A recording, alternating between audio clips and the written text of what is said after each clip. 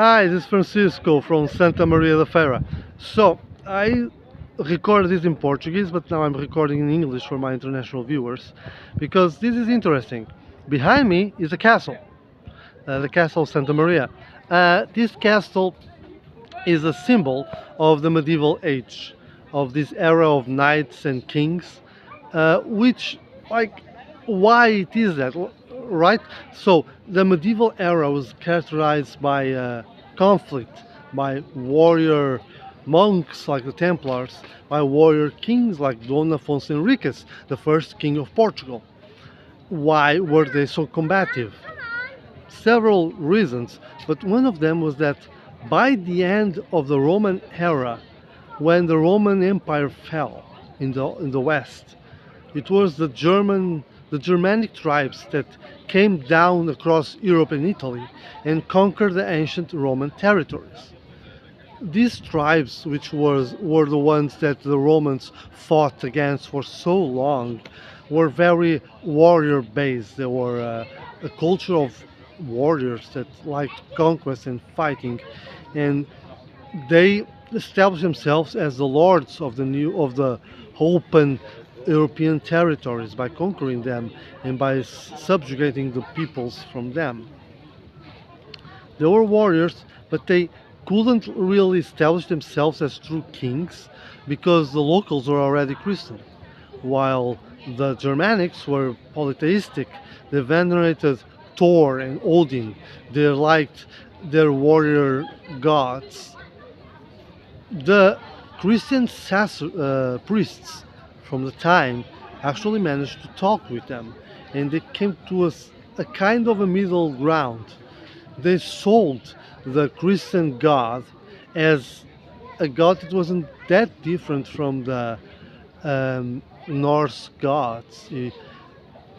They kind of modified the way they viewed Yahweh towards a more warrior mentality.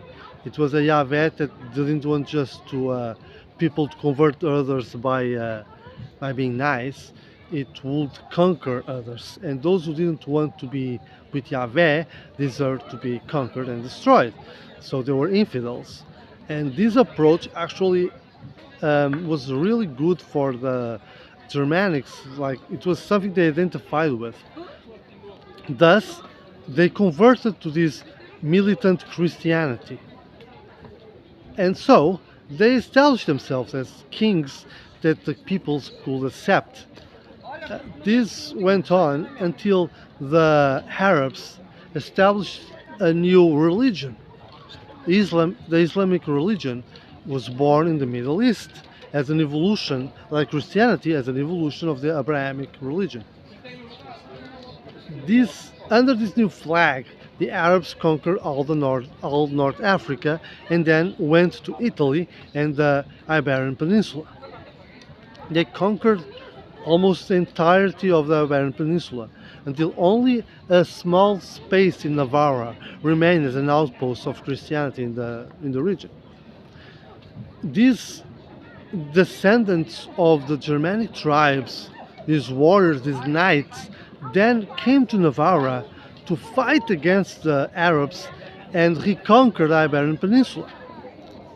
It was something that they viewed as not only their duty, but something that was really went well with their ancient culture and sensibilities. So the Reconquista started from Navarra down to the south. Portugal as a nation, which is the country where I am right now, was born from this situation because Don Enrique from Bourgogne, he went to Castella, one of the first of the new Christian kingdoms in the Iberian Peninsula, born from the recovered territories. He went there and established himself as one of the best generals from the King of Castilla. He then was offered the what was called as the Portugal territory as a duke to rule over it. His son replaced him when he died. Don Afonso Henriques was a great general, who conquered many more territories from the Arabs, but he wasn't satisfied with his position as a subordinate to the Castilian king. He wanted his own kingdom. So he fought against his own mother, because his mother was a loyalist. She was loyal to the king of Castile, and she amassed her own army to fight against this independent kingdom. Don Afonso Henriques fought against his mother, which is a situation that today is still part of the Portuguese mythology.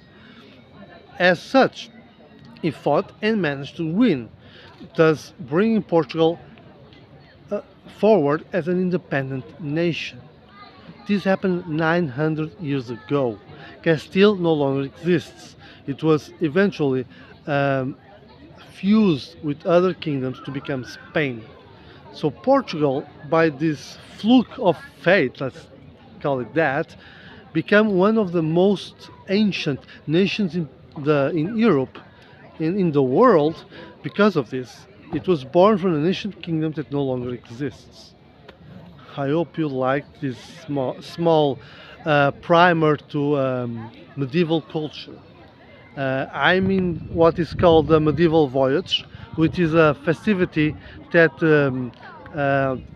celebrates the medieval culture in Portugal.